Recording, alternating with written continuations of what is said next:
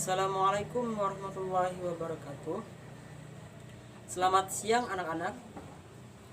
Bagaimana kabar kalian hari ini? Semoga kita semua diberikan kesehatan dan lindungan oleh Allah Subhanahu wa taala. Amin. Amin ya rabbal alamin. Tujuan pembelajaran kita hari ini adalah menganalisis faktor-faktor keberhasilan Fathu Makkah, yang mana pada minggu sebelumnya kita telah mempelajari mengenai kebijakan pemerintahan Rasulullah SAW pada periode Islam di Madinah. Selanjutnya kita akan bahas apa itu Fathu Makkah, karena Bapak akan memaparkan sedikit saja mengenai Fathu Makkah. Selebihnya kalian yang akan menganalisis lebih jauh materi yang akan kita bahas hari ini. Nah, jadi Fathu Makkah itu tadi artinya adalah penaklukan kota Mekah. Nah, terjadi pada tahun ke-8 Hijriyah. Nah, pada saat itu Rasulullah memutuskan untuk menaklukkan kota Mekah. Sebenarnya kata yang lebih pantas mungkin adalah pembebasan kota Mekah, karena pada saat itu wilayah Mekah itu kan masih didiami oleh kafir Quraisy, sehingga umat Islam tidak dapat berhaji dan sebagainya. Terus sebab-sebab terjadinya Fathu Makkah ini adalah karena kaum kafir Quraisy telah mengkhianati perjanjian Hudaybiyah. Nah, jadi itu latar belakangnya sehingga terjadinya Fathu Makkah.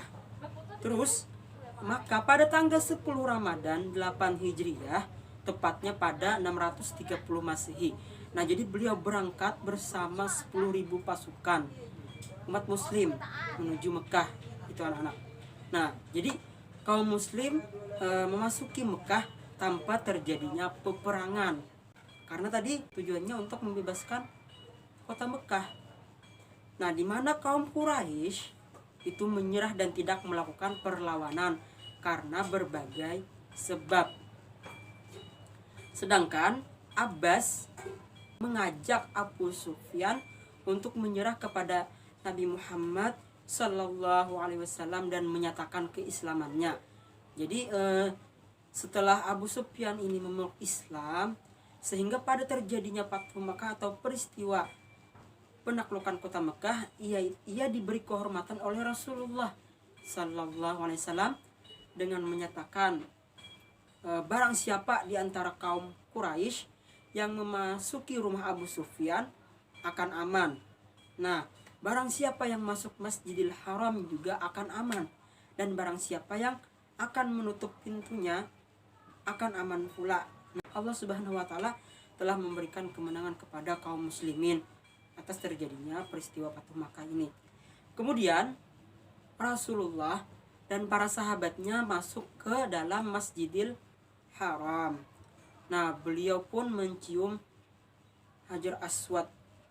Nah, saat itu kondisi Ka'bah begitu memprihatinkan, yang mana ada sekitar 360 berhala di sekelilingnya, sehingga Rasulullah SAW menghancurkan berhala-berhala tersebut dan membaca firman Allah Subhanahu wa taala, dan itu dalam surat Al-Isra ayat 81 yang berbunyi, wa qul ja'al haqqu wa zahaqal batil innal batila kana zahuqa, yang artinya yang benar telah datang dan yang batil telah lenyap.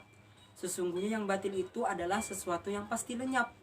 Nah, jadi setelah berhala-berhala tersebut hancur lebur, kemudian Rasulullah meminta Utsman bin Talha agar membuka Ka'bah.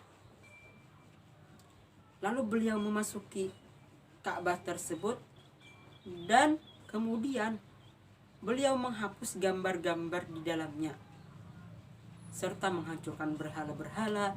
Kemudian beliau melaksanakan sholat di dalam Ka'bah.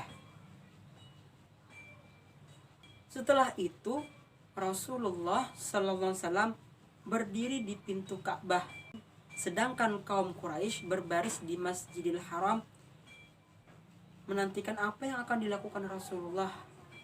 Kemudian Rasulullah berkata kepada kaum Quraisy, "Wahai orang Quraisy, sesungguhnya Allah telah menghilangkan kesombongan jahiliyah dan pengagungan terhadap nenek moyang, manusia dari Adam dan Adam dari tanah. Wahai orang Quraisy, apa yang akan kalian bayangkan tentang apa yang akan aku lakukan terhadap kalian?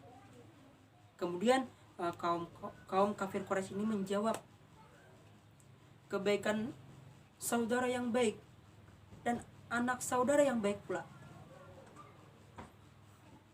Kemudian lalu Rasulullah SAW bersabda, aku sampaikan kepada kalian sebagaimana perkataan Yusuf kepada saudaranya.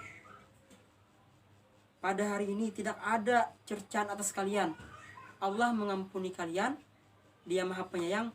Pergilah kalian, sesungguhnya kalian telah bebas. Nah, itu membuktikan bahwa umat Islam atau agama Islam tidak ada melakukan yang namanya kekejaman, kejahatan. Walaupun kaum kafir Quraisy telah melakukan kezaliman terhadap Rasulullah SAW, dan beliau memaafkan dan tidak memiliki rasa dendam terhadap kaum kafir Quraisy. Nah itu.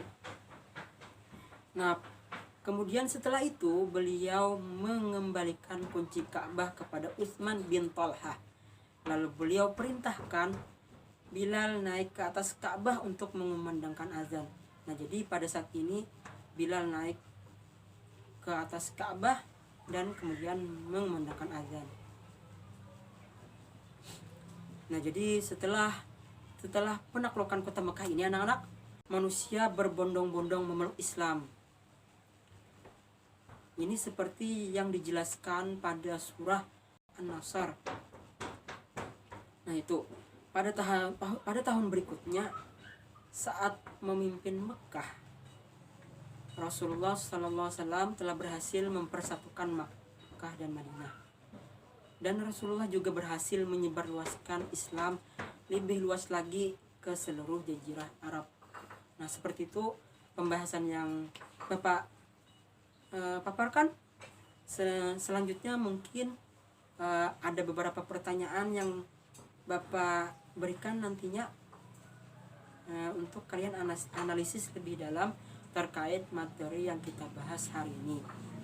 Mungkin demikian yang dapat Bapak sampaikan untuk anak-anak. Tetap semangat dan terus belajar. Assalamualaikum warahmatullahi wabarakatuh.